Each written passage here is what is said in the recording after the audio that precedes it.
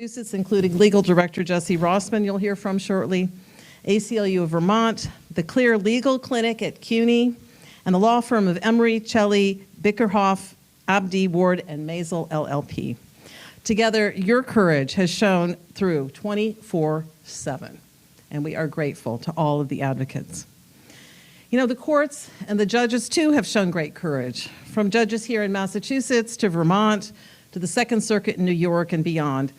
They have checked unlawful executive action and have defended the rule of law. We also see courage in the press, and we salute your role in keeping the public informed of Rumeysa's arrest, of the conditions of her detention, of these complex legal issues, and the depth and support and love and courage shown by her friends from the Tufts community and from the Turkish missions.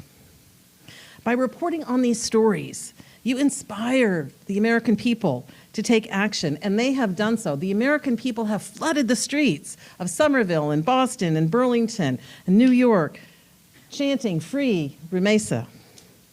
We can see that courage truly is contagious. And how fortunate we are here in Massachusetts also to gain inspiration and courage from our elected leaders. We've seen the courage of our Massachusetts delegation. Senator Markey, Congresswoman Pressley, Congressman McGovern, they flew down to Louisiana to bear witness on our behalf and to let Rumeysa and the rest of the world know that none of us will stop until she is free and until all people are free. And now I'm honored to introduce a man who understands and humbly wields the power of his position and uses it every day to protect the people in our Commonwealth and to ensure justice and liberty for all people throughout Massachusetts, the nation, and the world. U.S. Senator Ed Markey. Thank you, Carol. Thank you, Carol. And God bless the ACLU and all the work that your lawyers did. God bless you, Masa. I've worked with you for years. Just such a powerful voice for justice. Just lawyers stepped up. They took on this case, and they've set an incredibly important historical precedent. And I'm here with Ayanna Pressley, who is a voice for justice, no matter where she is, and Congressman Jim McGovern, who could not be with us this evening, but equally committed to human rights and to protect against their violations, no matter where he is, no matter what he does. And he really is so happy at the release of Rumeysa. And to you, Jesse Rossman, and to everyone who has joined us, but especially to you, Rumeysa. Today is a tremendous day as we welcome you back, Rumeysa. You have made millions and millions of people across our country so proud of the way you have fought, you have resisted, you have stood up to injustice. And today is a great day of celebration for millions of people who had your back, and an example to all Americans to stand up for people who are suffering from injustice. Even amidst all of that injustice, today is a day of joy because of your release. And that federal district court judge in Vermont, it ordered that release, and the joy that comes from welcoming a friend and a loved one home, that joy comes from a moment here in the springtime, the joy that comes from a hard-fought victory in a fight for what is right. After talking with Rumeysa down in Louisiana and here this evening, I feel such joy. And it's from her joy and her strength that she is now an inspiration to millions of others across our country and across the world as well, because the world looked at this case. Yesterday, that federal district court judge did order the release of Rumeysa immediately. It's a victory for Rumeysa. It's a victory for justice. It's a victory for our democracy. I had the privilege with Ayanna and Jim last month to meet with Rumeysa. We visited her at the ICE detention center in rural Louisiana, more than 1,500 miles away from the streets of Somerville, where she was whisked off of the streets and where she was detained for 45 days. 45 days of wrongful imprisonment in the United States of America in 2025, because she should have never been abducted from the streets of Somerville by masked agents with no explanation. She should have never been taken out of Massachusetts, where at each step of her ordeal, from Massachusetts to New Hampshire to Georgia to Vermont to Louisiana, she was denied requests to contact her lawyers. She should have never had to suffer multiple and worsening asthma attacks while locked away in detention, even yesterday, when she suffered an attack of asthma at her bail hearing. And at that bail hearing, the government did not provide a single shred of evidence that she presents a danger to the community or a danger to the United States of America. Not one shred of evidence. And as the court itself noted, the government has not provided any evidence of Rumeysa's wrongdoing except for an op-ed in the Tufts daily newspaper. That's the full extent of the evidence against Rumeysa. As the court recognized yesterday, she was continually kept in detention, and that was chilling the speech of millions of other people in our country who are not citizens. And really, her case affects every one of us, citizens as well. Freedom of speech and the right of due process are not suggestions in our country. They are fundamental rights. The First Amendment right of free speech is not expendable. Due process under the Fifth Amendment is not expendable. These constitutional rights are indispensable. That is what Rumeysa's case says to the rest of our country. Let us not be fooled into thinking that we are different from Rumeysa, that what she has had to endure could never happen to any of the rest of us. Her rights to free speech and due process are everyone's rights. Everyone's rights. We all share in those rights, which is why this homecoming is only the beginning of the fight. We must now all take up in the name of all of our freedoms, not only for Rumeysa, but for every family, for every neighbor, for everyone who wishes to ensure that they can live free. And let us remember that hundreds of women are still being detained in that facility. The first thing that Rumeysa said to us is, don't forget the other hundreds of women back in that detention center in Louisiana who do not know what they are charged with, who do not know what their rights are. Rumeysa's first instinct was not to talk about her, but to talk about all those women who have still not had their rights protected. That's who Rumeysa is. She's courageous. She's an inspiration. And we will not forget those other women, not just there in Louisiana, but all across the country, and men as well, who are right now having their constitutional rights be absolutely compromised. That's who Rumeysa is. She wants us, in her name, to fight for them, and we will. And so that's really what today is all about. It's about ensuring that we fight against those awful conditions that those women are still suffering from. They are kept from adequate health care. They are kept from adequate nutrition, from the dignity of humane existence.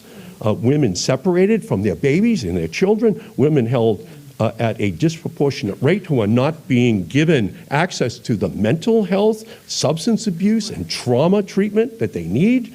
We commit to ending those conditions, Rumeysa. And we will fight against this scourge of mass incarceration without charges being made right now in our country against so many people. This is what our challenge is, and Rumeysa has raised it.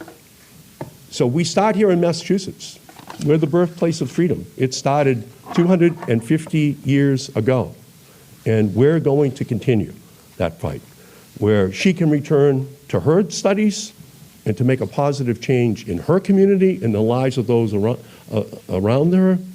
And I speak for everyone here when I say that we will continue to have Rumeysa's back, and we will continue to stand up for the constitutional rights, for our democracy, and for the rule of law in our nation.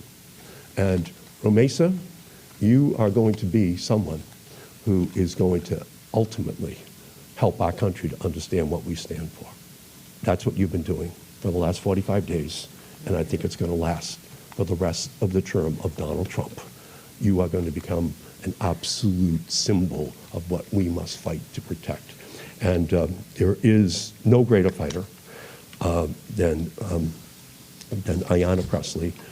She is just an absolute warrior for justice every single day. It was my honor to travel with her to Louisiana, but it's my honor to work with her every single day in the United States Congress. Congresswoman Ayanna Pressley.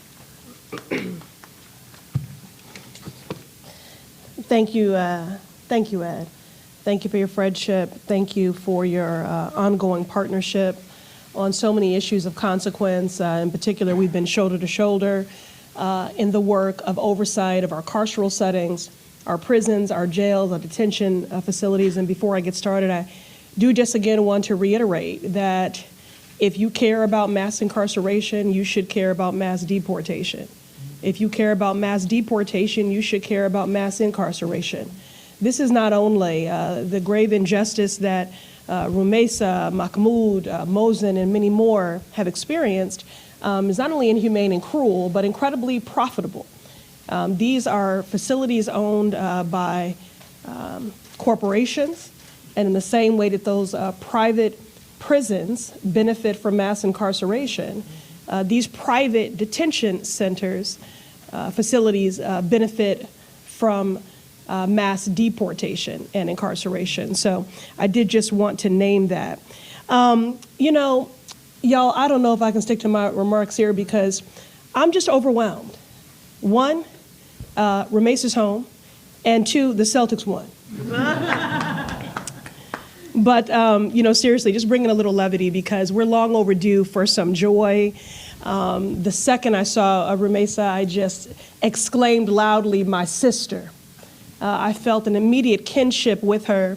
And as we approach Mother's Day, it is important that, and I think the public outcry and the rallying has been a testament to the fact that we see Rumeysa as our sister. We see Rumeysa as our daughter. And that is, in fact, how a community should rally and see one another when a harm is done to anyone, because we are one human family, and our destinies are truly tied. I was also excited to be able to gift Rumeysa with a polished stone with the word hope engraved that I had been carrying for weeks.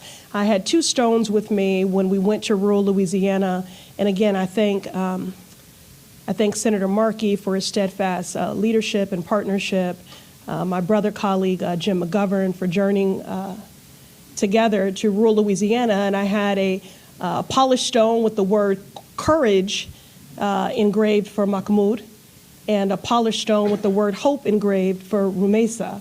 But ultimately, having visited Gina and the Bazille facilities, I decided not to gift it to them because I was pretty sure it would be confiscated.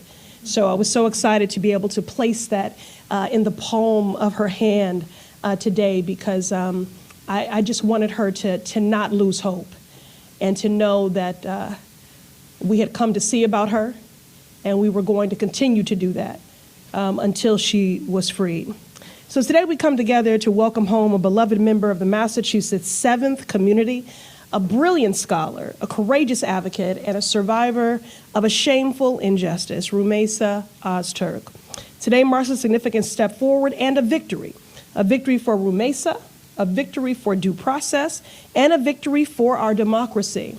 But it is also a somber day, and I know it is bittersweet for Rumeysa because Rumeysa should never have been abducted and ripped away from her community in Somerville in the first place. She should never have had her visa revoked. She should never have been transported almost 2,000 miles away to an ICE facility in rural Louisiana and subjected to squalid, inhumane conditions. She should never have suffered multiple asthma attacks and feared for her life so far away from home. Last year, Rumeysa authored an op-ed that centered the dignity and humanity of every person and was critical of her university's response to the crisis in Gaza. She exercised her fundamental First Amendment right. And citing nothing more than an op-ed, she was met with the full force of Donald Trump's authoritarian projects: silenced, detained, and punished. Rumeysa, we work each morning. Since then, we've worked with you on our mind. Massachusetts did not forget about you for a minute. Your classmates and your neighbors peacefully gathered in the street, lawyers, elected officials, and people of good conscience from every walk of life spoke your name daily. Carol, Masa, Jesse ensured that this was the case. I also had the incredible, good fortune to spend time with people who've been privileged enough to know Rumeysa, some for 5 years, some for 7 years, some for 10 years. And I was remarking that I'm jealous they've known her that long because true enough, she is courageous and a bright light, and all of it is contagious. But we refuse to be silent, sounding the alarm on this injustice and elevating your story time and again, Rumeysa. And yesterday, a federal court ordered Rumeysa released on bail. When we traveled to Louisiana last month to meet with Rumeysa, what we saw was unconscionable. Rumeysa was being denied proper medical care, left to suffer through intense and worsening asthma attacks without her prescribed medications, forced to endure inadequate meals and religious accommodations, denied even basic necessities, and subjected to inhumane living conditions. Rumeysa, I shared upon our arrival when Senator Markey and Congresswoman McGovern and I landed here at Logan. Upon leaving here, I went right to Somerville for what had been a long scheduled town hall. And I shared with our Somerville community and the public what you told me of the constant fear, the trauma, being torn away from the community you love, the community that you have given so much to. But Rumeysa's spirit was unwavering and her light shone through for all of us to see. When you sat down with us, Rumeysa, you spoke first of the women detained alongside you. You carried with you in your heart and in neatly copious written notes, like the qualified researcher that you are, their stories, their fears, their urgent medical conditions, their worry that they had been abandoned. I was haunted by those words when Rumeysa said, the women here have cried aloud, has God forgotten about us? Has the world forgotten about us? Rumeysa's experience was not just an act of cruelty, it was a deliberate, coordinated attempt to intimidate, to instill fear, and to send a chilling message to anyone who dares to speak out against injustice. I've said it before, Donald Trump is a dictator. Dictator seeks to silence dissenting voices, wants a citizenry that is ignorant and uninformed, a citizenry that is indifferent to the suffering of a neighbor, a citizenry that is inactive. But today we're sending a message of our own to this White House. Your efforts to silence Rumeysa, to crush dissent, to undermine our fundamental rights are being rejected. Rumeysa, my sister, our sister, we welcome you home with open arms. We never forgot about you. You are loved, you are seen, and we will not rest until you are fully exonerated. Your visa is restored, and you are free to continue your studies and your service to our community. But let us also be clear, this fight is not over. Rumeysa is released on bail, but her deportation proceedings continue. So while we take stock of this important victory, made possible because of the dedicated people behind me and thousands more because of public outcry, We're clear-eyed about the work that remains. To everyone who has stood with Rumeysa, who has spoken out, who has joined in this fight in Congress, in the courts, and in community, thank you. We would not be here today if it weren't for you. Our work is not done, but we are stronger together. Throughout my time in public life, I've had the privilege and emotional honor throughout these years to say these two words to many people upon their return from prisons, jails, and detention facilities. Welcome home. And now we'll hear from Jesse from the ACLU. Good evening. My name is Jessie Rossman. I'm the legal director at the ACLU of Massachusetts. I know I speak for everyone here when I say that there is no place that I would rather be than standing here right now next to Rumeysa, that she has finally come home. Yesterday, our witnesses testified that Rumeysa is truly irreplaceable to the Tufts community, and we are so grateful that she is back where she belongs. Of course, as you have heard, and as we have been saying for 6.5 weeks, this never should have happened in the first place. Rumeysa never should have been arrested. She never should have been whisked 1,300 miles away in a cloud of secrecy. She never should have been detained for 1 day, let alone 6.5 weeks. The government's unlawful actions have harmed Rumeysa, her family, her friends, and the entire Tufts community. It is a violence to rip someone away from her home for no reason, no justification, except the lawful expression of her beliefs. But the government's unconstitutional and targeted arrest and detention of Rumeysa also inflicted a broader harm. Through its actions, the government tried to send a message to everyone who was watching that if you express an opinion that the government disagrees with, you can face severe punishment, including the loss of your liberty. The government has sent this message not just through its actions towards Rumeysa, but through their actions of a broader policy to target arresting and detaining international students and academics who are advocating for Palestinian rights. In the face of this government retaliation, the federal courts are sending a very clear message right back. And that message is, this is not how we behave in this country.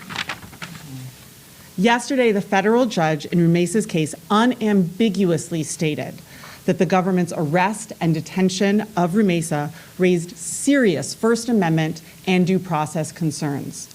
He repeated that multiple times from the bench, and it is critically important that all of us listen to that repetition.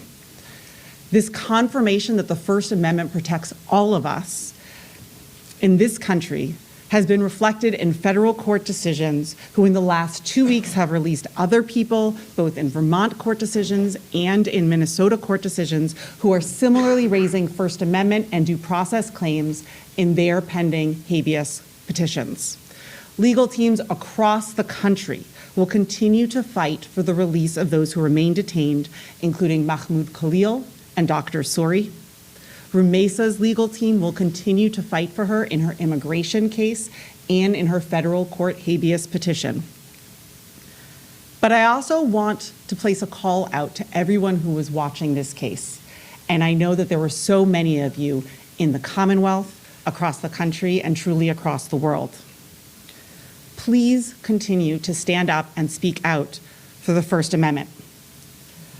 Free expression matters to all of us. It is the backbone of a free society. In order for the First Amendment to protect any one of us, it needs to protect every one of us. And that means that it is incumbent upon every single one of us to speak up and echo what we are hearing the federal courts say. And that is to say, we don't do this in this country. In this country, your right to express your beliefs is protected without fear of government punishment. I want to turn it over to another one of the attorneys on Rumeysa's case, Masa Kambabi. Good afternoon.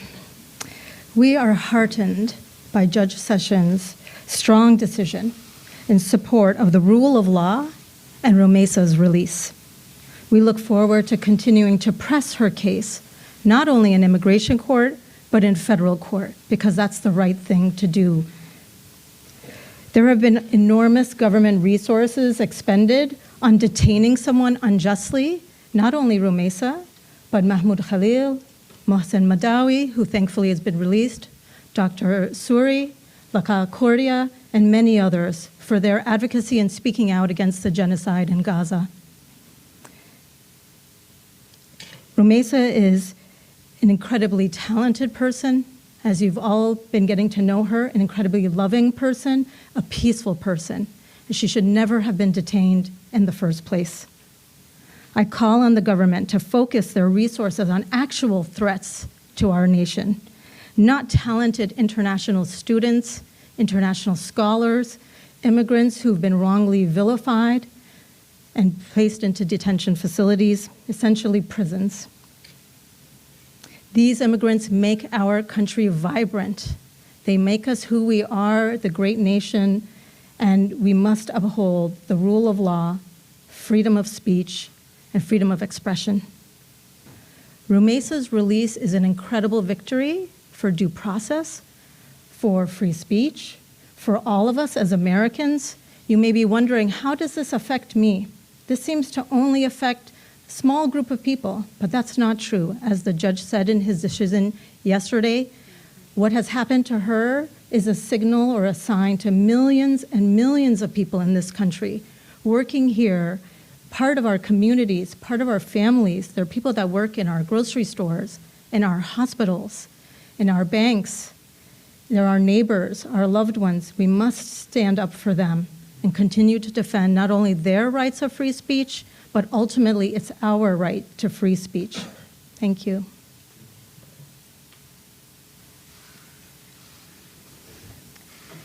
Thank you, everyone, for all your support and love. In the last 45 days, I lost both my freedom and also my education during a crucial time for my doctoral studies. I am so excited to get back to my studies, community, friends, professors, and my students.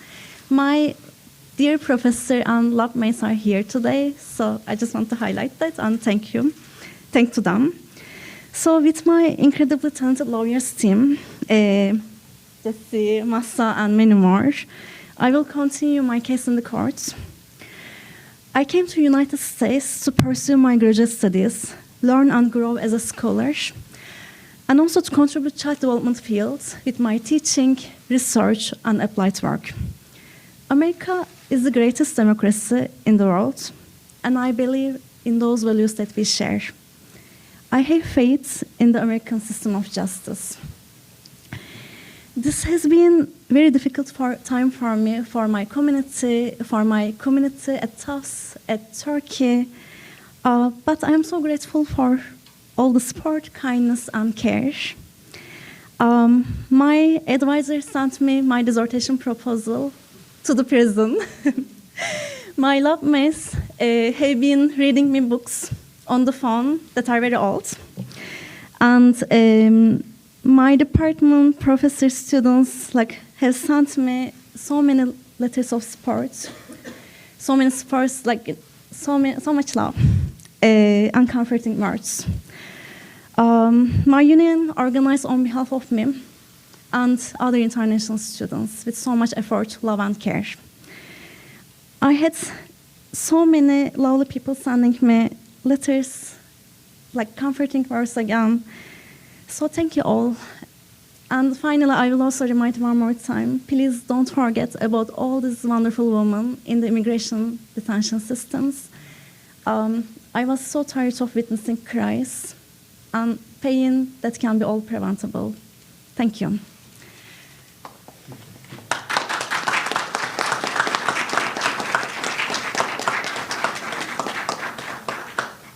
We have time for a few questions for the attorneys or for the Congresswoman or the Senator.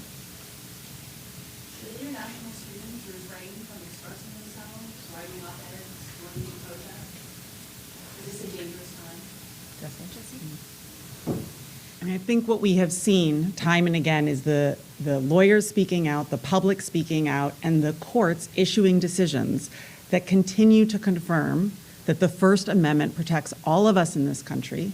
It is not just citizens. And that is why it's important for all of us to continue to speak up on behalf of the First Amendment. We know that the rights in our Constitution are only as good as us continuing to defend them and advocate for them and to make sure that they are powerful and to protect all of us. And that's something that we are going to continue to do in the courts. But I really do want to continue to reiterate, this is not just happening in the courtroom. It is incredibly important, as Masa said, for us to continue to fight in the courts as lawyers, but it is at least as important, if not even more important, for the public to continue to speak out, for the public to continue to exercise their free speech, and to continue to push back and say, this is not what we do here.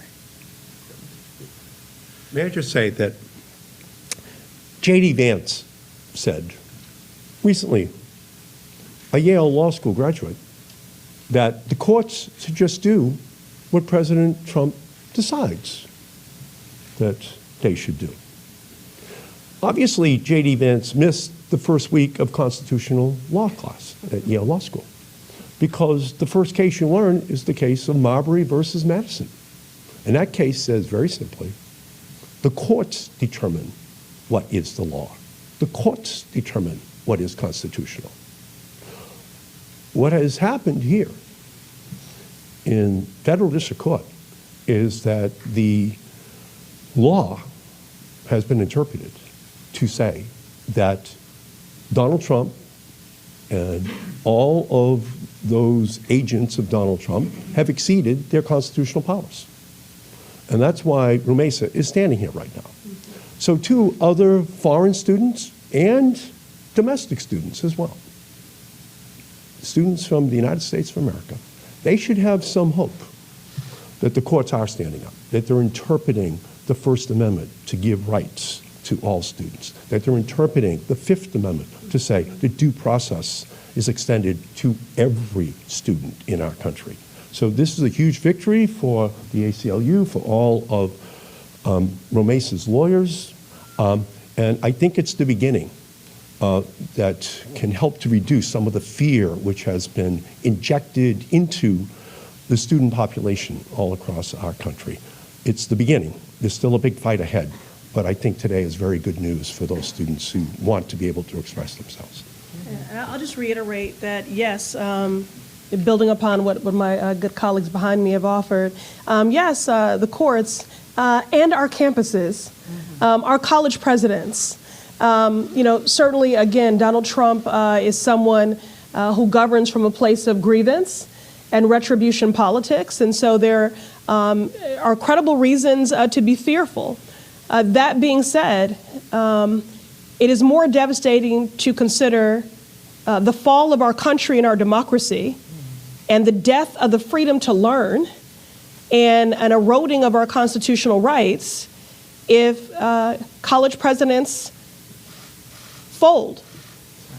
So the courts have a role to play here because the actions of this administration are lawless, and we continue to lead with the best defensive strategy, which is litigation, which is the courts.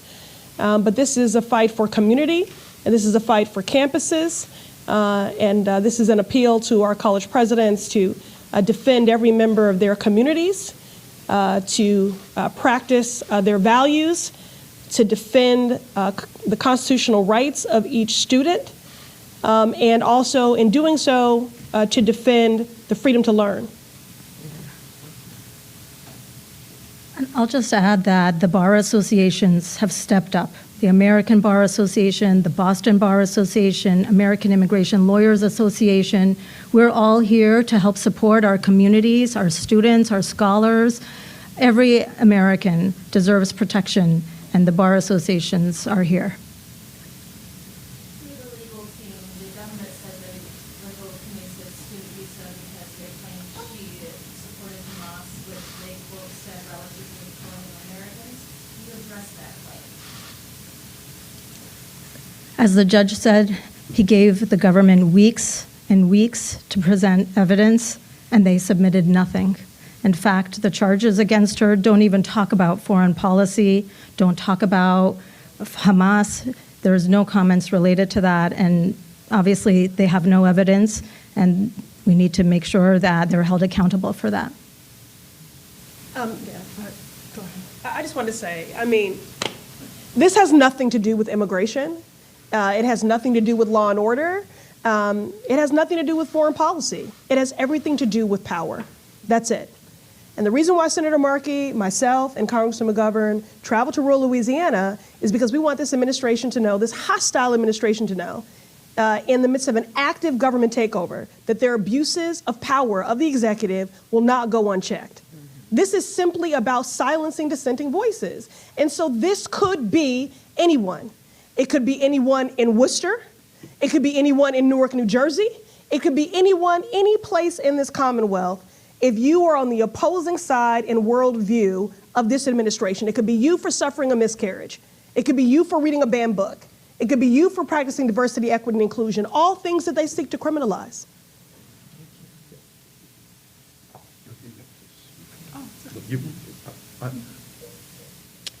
Article 1 of the Constitution created the Congress.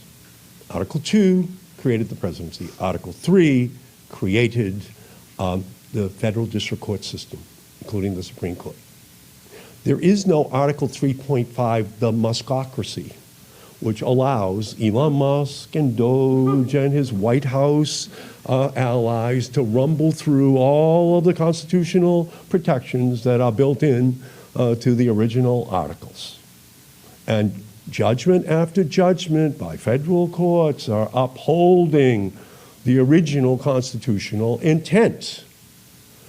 Even as recently as today, a new court has ruled that Doge and Elon Musk just can't go through and arbitrarily destroy the Department of Education or the EPA or other agencies. They don't have that authority. So the courts are holding. They are blocking these decisions, including birthright citizenship, the right for Doge to get into the private information of all of the Social Security records or tax records of every American. This is just one more example, but it's an important example. It's an important precedent because this goes to the First Amendment and the Fifth Amendment.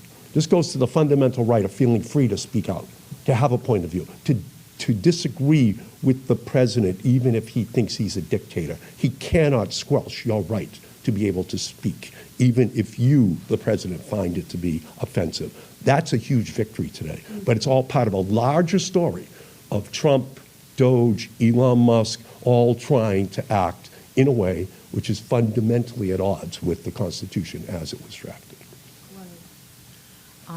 Thank you. And I will just add that it's really important to keep in mind that she was never charged with any crime. The government never produced any evidence that she had done anything wrong, that she had done anything anti-Semitic, that she had done anything supportive of any terrorist organization. There is simply nothing, zero, that the government has been able to produce, and they have been invited to do so. And in fact, because of good reporting, the Washington Post actually reported that there were efforts by the government to try to find things to introduce to the court, and they were unable to do so. But even those reports have not been forthcoming to the court. So the combination of secrecy, well, the secrecy just sort of shows there's simply no evidence for these allegations. So these are unsupported allegations that they have been given plenty of time to come forward and to prove and have been unable to do so at all. And I think that is the real answer to the question that you asked about. Is there any supporting evidence for this? And the answer is none. Thank you. Carol, I'm sorry, could you just speak to what concerns you may have regarding the Trump administration considering trying to ban or limit habeas corpus and the implication that could have on cases like this, and if this chapter might try to, fight that if that happens? Look, the Great Writ is one of the foundations that we have in this country about ensuring that when you are unlawfully detained, that you have a court, that you have a judge that is an independent judiciary, which is what Article 3 judges are. The immigration courts are under the same branch of government as the executive. They follow executive rules and orders. You heard that yesterday in federal court. It is Article III judges, federal judges who have independent authority and responsibility to look at the constitutionality of someone's detention. It is core to who we are as a country, and everyone, I can promise you, standing here and who is out there fighting right now in the courts across this country will ensure that we continue to fight for that right, to make sure that you have an independent authority that you can go to when you believe that the government has detained you and taken away your liberty in violation of the Constitution. That's who we are. We're going to do 2 more questions, and I want to go to the Tufts Daily. For Senator Markey and Congresswoman Pressley, what are you doing in the federal government and the Congress level to help support Rumeysa and others like this, as well as try to prevent other lawful detained from happening?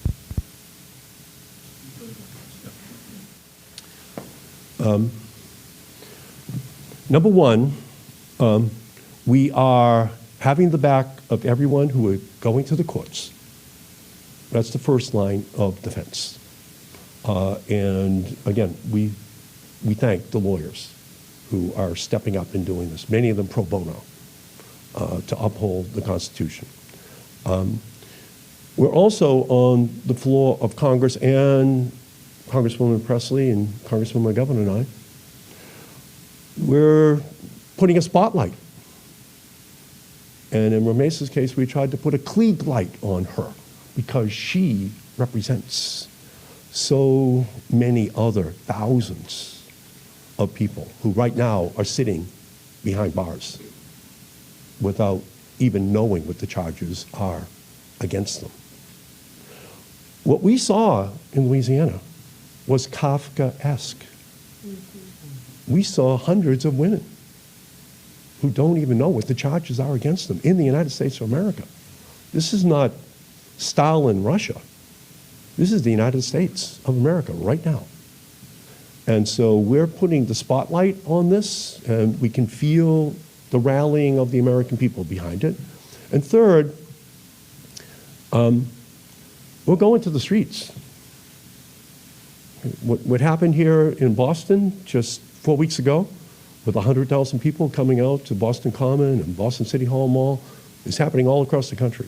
The people are rising up the more that they can see these crimes against the Constitution that are being attempted to be perpetrated by the Trump administration. So that's our responsibility, to continue to represent the birthplace of freedom, Massachusetts, where John Adams drafted the Constitution, drafted the Code of Liberty and Freedom, which is enshrined in the United States Constitution because it's the basis of the Massachusetts Constitution as drafted by John Adams. In fact, when he defended those British soldiers at the Boston Massacre, John Adams was trying to send a very strong message that everyone is entitled to due process. Everyone is entitled to have their rights protected.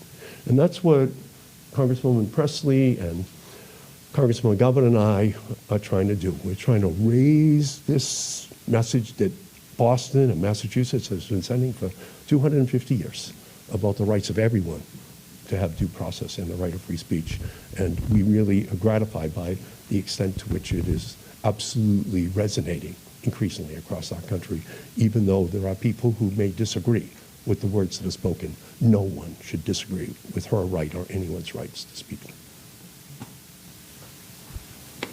I associate myself with the words of my colleague, and would just simply add that, being fully transparent, given the chaotic nature, the hostile climate that we find ourselves in, any response that we have feels that it falls woefully short because the pain and the injustices are acute. And so they beg an immediate prescriptive fix, but we don't have one available to us. We are meeting lawlessness with the rule of law. And that is why we have to resist and reject at every turn Donald Trump's vision for this country. And that is not just the work of 200 plus Democrats in the House. That is the work of everyone, because we are not just trying to figure out how to weather the next 4 years. This fight, this moment, will determine the next 100 years for this country. So what I'm calling on all of us to practice is not patience, but stamina. We have to be vigilant, and we have to summon the stamina for these fights. But if we acquiesce, or if we're complicit in our silence, or if we otherize who stands to be impacted by this, and please know this harm is coming for everyone. If you want to try to otherize and marginalize who this is happening to and who's going to be harmed, this harm is coming for everyone. This is about our collective. This is a fight for all of us. So we have to be vigilant. We have to practice stamina, and then we have to continue to daily engage those strategies of litigation, legislation, agitation, and mobilization. They're flooding the zone. We have to do the same. The rhetoric hits different. The policies hit different. We have to move differently and match their energy. They're flooding the zone, and so will we. All right, last question, Boston Globe. Hi, thank you so much for being here and speaking with us. I'm wondering if you all could talk about what the road ahead looks like for Rumeysa, both in the courts and at school as she tries to pursue her degree. Thank you. So we have upcoming immigration court hearing later this month where we will be presenting Rumeysa's case for what we believe and can document is the unlawful revocation of her visa and the termination of her CVIS status. As many of you have heard, the government not only terminated Rumeysa's CVIS status, her F1 status, but thousands and thousands of other students and have stepped back because it was wrong. They did it without the authorization. We have never seen in our history of immigration law related to students where the government goes into the CVIS system and terminates a student's status on their own. There was never a policy for that. There was never a procedure for that. It was unlawful. That needs to be corrected. It's the universities that welcome these students here and monitors their status. So we're going to be fighting that in immigration court because we know that we're on the right side of the law.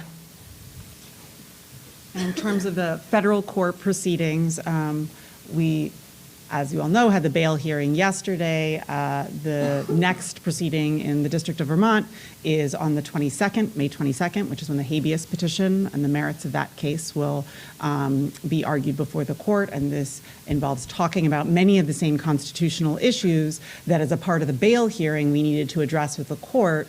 Part of the bail test involves showing that you have substantial claims. So essentially telling the court we have a high likelihood of success on these claims. And what the court said repeatedly yesterday was that Rumeysa's petition raised serious First Amendment concerns, serious due process concerns, and those are the concerns that we are going to be litigating when we are back before the court on the habeas petition.